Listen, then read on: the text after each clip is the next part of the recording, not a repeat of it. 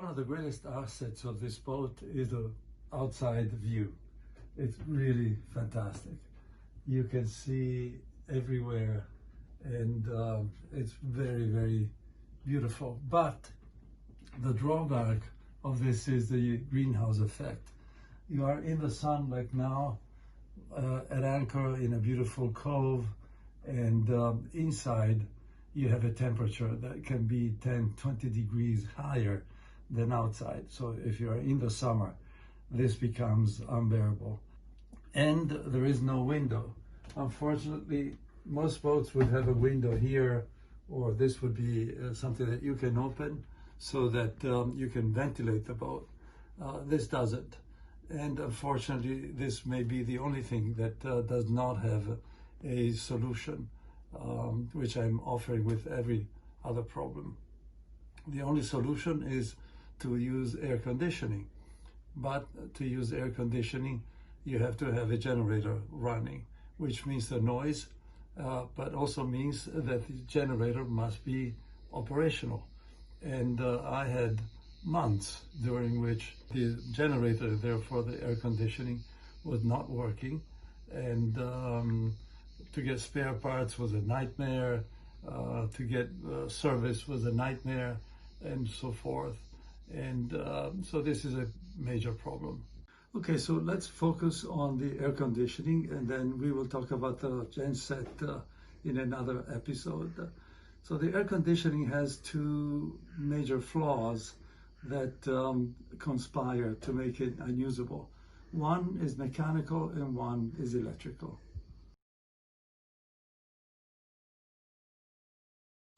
The electrical problem is that you're supposed to be able to remote control your air conditioning from here, just like you would be in a car and you turn it on or off.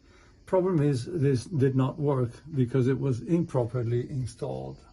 So to be able to control the air conditioning, you cannot do it from here. You had to go into the engine room and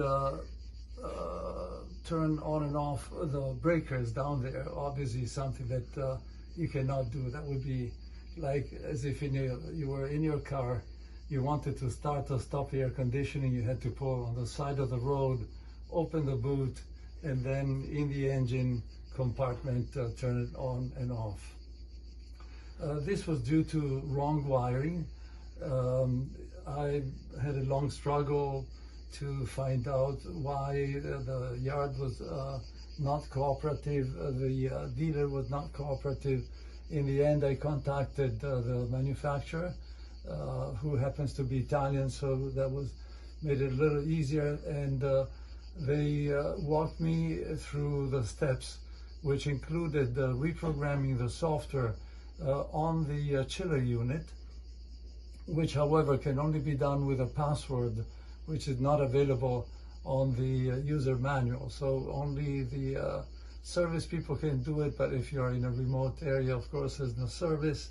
So they walked me through how to reprogram the software and how to rewire the connection to the control panel so that the control panel here could work. Okay, so let's go into the engine room and see what was wrong down there. Of course, to go into the engine room, you have to do this and lift it up.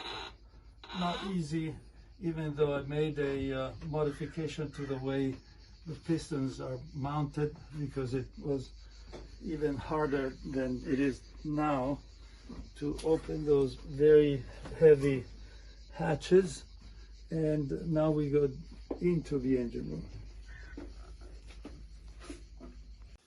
So this is the chiller, and this is the display panel, the one that you have to go in and say enable remote control, blah, blah, blah, with a setup for which you need a password, which is not in the user manual, etc., etc. I could only get it by calling Italy and getting it from the manufacturer. But the second problem was that once you have set up properly the software, then the wiring was wrong in here. And without getting into a lot of details, I had to open this and again under guidance from the direct manufacturer in a live video conference. They told me which wires were connected wrong, and so I could put them right. So now we move on to the mechanical part. There's a pump here, which is the saltwater pump. This pump failed on me three times. And one time I had it repaired, didn't last more than a few minutes, so I replaced it. They said, yeah, this should be under warranty, but if you want it now, you have to pay, then we will reimburse you. They never did reimburse me. The replacement pump also failed. So in the end, I replaced it with a different pump that I will show you that works in a different principle and is much more reliable. But that cost me a lot of money. So by the way, these are the two broken pumps of the air conditioning system, roughly $1,500–1,600 each, that Fountaine Pajot promised to refund, and they never did. I changed the pump with a different one that has a magnetic transmission, so there are no seals on the shaft, no seals that can leak, and that has a special bearing, ceramic bearing, that will allow it to run dry for a long time without damage. But it also has a temperature sensor that will automatically shut down the pump if it overheats. And this, by the way, costs less than half what the original that was installed in there. So we have fixed the mechanical and the electrical problems of the air conditioning, which now works, provided you have the genset working. And so next episode will be about the problems that I have found with the genset.